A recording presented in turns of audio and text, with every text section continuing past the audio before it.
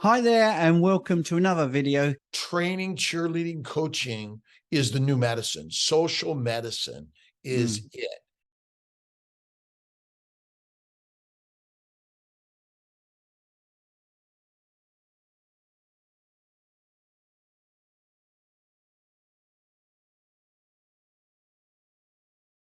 We all need a coach and a cheerleader. We need a mentor and a guide. And we're not here to do this alone.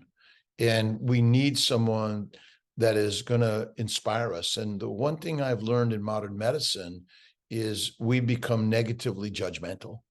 And we judge obesity, in my opinion, being overweight is the single most common negative judgment that we put on other human beings, which is wrong.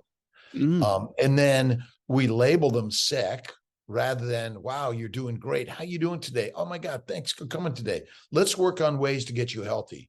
Okay, rather than another drug or dissection, let's listen. What's going on in your life? What are you eating? What are you experiencing? Your mom died. So your girlfriend gets cancer. All these things are important experiences that we're all going through. But modern medicine has become a turnstile for quick visits, money, pharmaceuticals. And again, we're not blaming anyone. We've created this, right? So absolutely. I'm not blaming anyone because I'm part of it. So my job is not to blame you for making this happen. It's to take the responsibility myself and do the work to make the changes. When we listen to people, listen, and we connect and we have empathy. That's so important in medicine. That again, I still do surgeries and I use medications and I believe these things are very valuable and helpful. But again, maybe we need to listen. Like your mom had this tumor that docs were kind of probably judging her. You just need to lose weight, which I never tell anyone to lose weight. I never tell anyone that they need to lose weight because being overweight is not the cause of any disease. The cause of disease is what you are carrying around, and the heaviest thing of your mind is worry. And then what you're putting in your body is a bunch of toxic plants. And the simple story is, begin to work on reading and listening to positive people, right? Ideas. There's so infinite advice to help you. And then start eating meat. Yeah, it's so simple. It is simple. But it's not easy. That's the thing. There's a big definition there. Well, but this idea that it's supposed to be easy, that's the fallacy. It's not. Yes. But we're built for hard. Human beings are built for the hardest thing. And the last I look, you're a human, you're a human, you're a human, you're human. You can do hard all day long. Yeah, I think actually I'm going to steal that analogy a little bit because we're training. If someone wants bigger muscles, it's no good picking up a pen and doing a bicep curl like that because it's not hard. It's not hard. No. Nothing's going to happen. Yeah. I think coaches, health coaches like yourself are so critical. We're creating in our mighty tribe. We're adding coaches because people need coaches. We need someone, a mentor, right? We need to become an apprentice. That's critical. Yeah. It used to be called talking to other people, didn't it, in the old days? People who have been there and done it and seen it. Let's talk, right? Let's talk. Critical. Yeah, I think that's maybe I'm going to get a bit more basic with some of my coaching as well. But yeah, I was really interested in a couple of things you said there. So the glycans, you push that a lot. Did get that out there for people? I talk about it because the glycobiome is the magic. Again, this isn't difficult. It's simple. Sugars are critical and never to consume. And the glycobiome, so the glycobiome is a mucopolysaccharide sugar coating that coats your skin, coats your membranes, your esophagus, your stomach, your liver, every cell of your body is covered by glycans. And the glycobiome protects you. But sugars dissolve it. You eat a bunch of sugars, you dissolve. Like dissolves like. Science. Simple science. I'm a scientist. And so you've damaged the glycobiome, and now the negative charged glycobiome is positively charged. And so all the negatives attach to the positives. And so all the microbes and all the lectins, oxalates, phytates, and sugars damage you. It's like rust. And so that's why I tell everyone that you want to focus on fatty meat. Carnivore is not lean meat, but I eat meat. Well, you're probably eating tenderloin and white chicken, which damages your body, and your glycobiome is damaged. And so Carolyn Bertozzi just got a Nobel Prize for her work mostly in the glycobiome and the glycobiology, because the treatment of cancer today and all inflammatory disorders is glycobiology. And people don't understand the COVID vaccine. Basically, COVID virus is changing and mutating based on its sugars, the coding of its sugars, proteins, sugars. See, everything calls it a protein spike. It's a glycoprotein spike. Yes, that's it. And so I'm a scientist, and again, when people think, well, you burn sugar first, like, why would you ever burn sugar when you got fat everywhere? And ultimately, again, everyone thinks keto is converting from burning sugar to burning fat. It's just keto means you have a low sugar level in your body. And ultimately, no one who's died of hypoglycemia unless they're taking a drug. No one dies of hypoglycemia unless you're taking a drug. Because insulin lowers sugar levels. Yes. But the purpose of insulin is not to lower your sugar. It's to convert sugars to fat. So, all these the fatty liver thing, isn't it? Yes. I mean, right. Insulin converts sugars and amino acids to fat in the liver. That's why you develop fatty liver disease, which is where fat is meant to be. So when you eat a foie gras, which is duck, which is either goose or duck liver, well, you force feed them grains to get a fatty liver. So the science is really simple.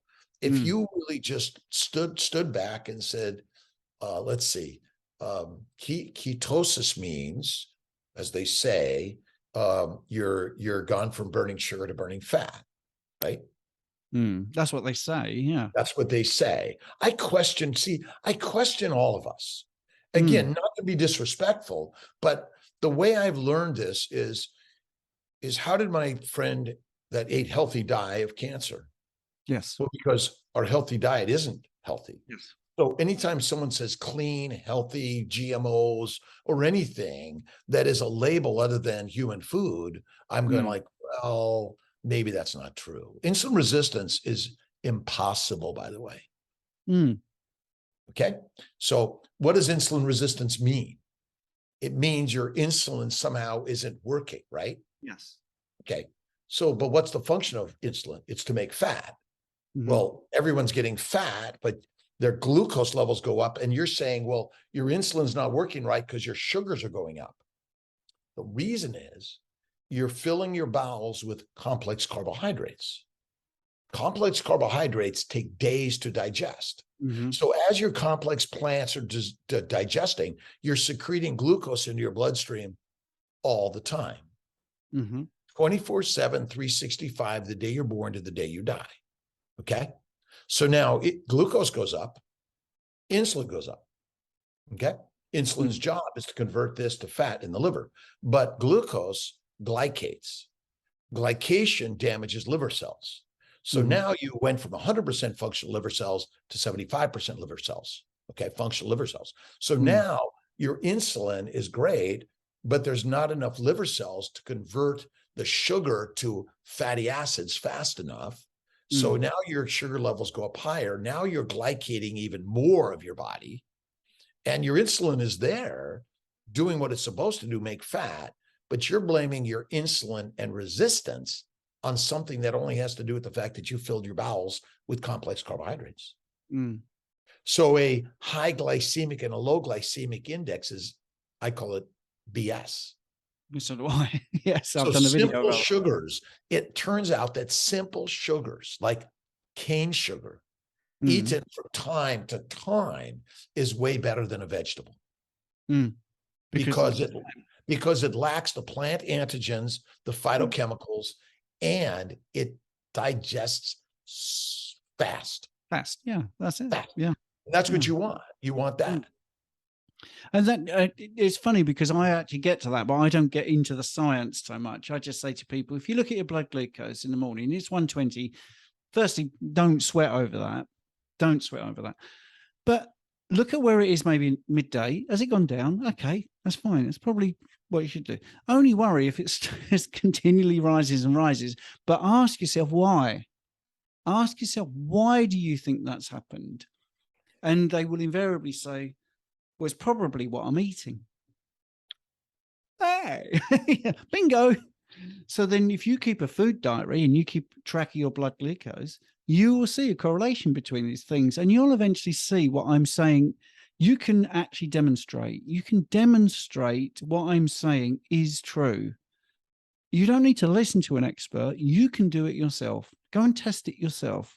Come back after 2 weeks of experimenting with different foods that I thought were healthy. For years, I started with oatmeal and freshly squeezed orange juice, and I ended up pre-diabetic, right?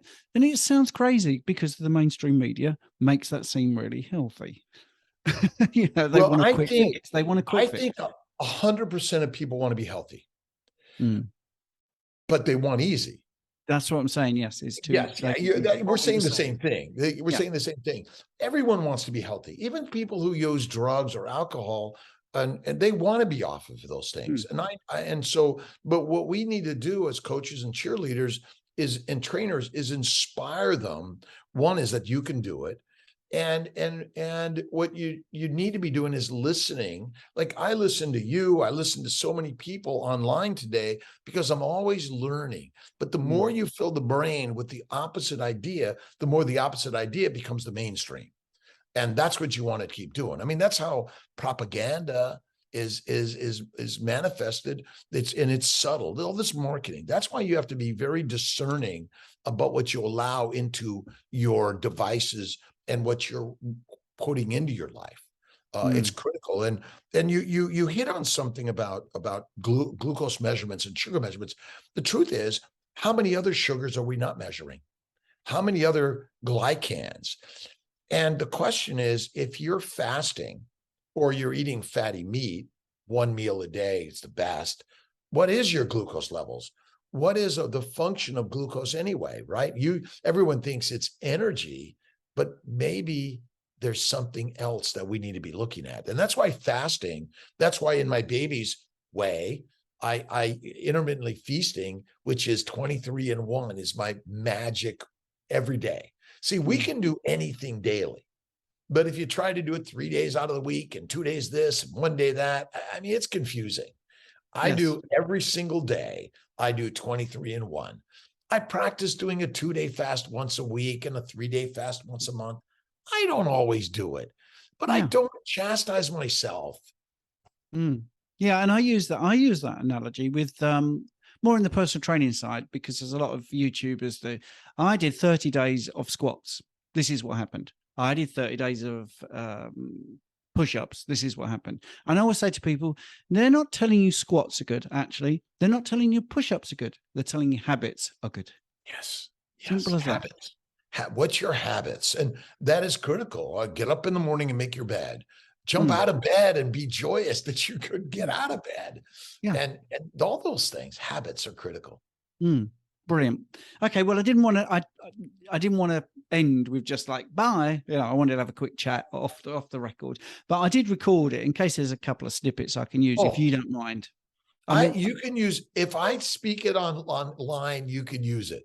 And I think that's why I'm in the habit now of hit record the moment we start, because you're going to say something that is, oh man, I wish I had that recorded. Great, Robert. It's great what you're doing. It's just fantastic. I love your Instagram and the way you're got a lot of humor. I like the humor. I think sometimes we all get a bit too dry and a bit too serious because it is a serious topic, health, but using a bit of humor gets the message across maybe 10, 15 times more powerfully because you're laughing and then you're like, oh yeah, that's a good point. Well, without smiles and laughter and comedy, again, we're human beings, and you got to mix it up, right? Yeah. And you got to have fun doing this. And when people can get a little bit of humor and happiness in the journey with this, it's critical. And your habits, we're teaching habits. That's it. And again, I'm not a big, I love priming. Priming is I think good, but I love fasting and I love the conversation more than anything. But the more I talk to people like you, the more I'm inspired to stay with the habit. Robert, thank you so much. Have a great day. All right, you too. God bless you. Bye-bye. Bye-bye.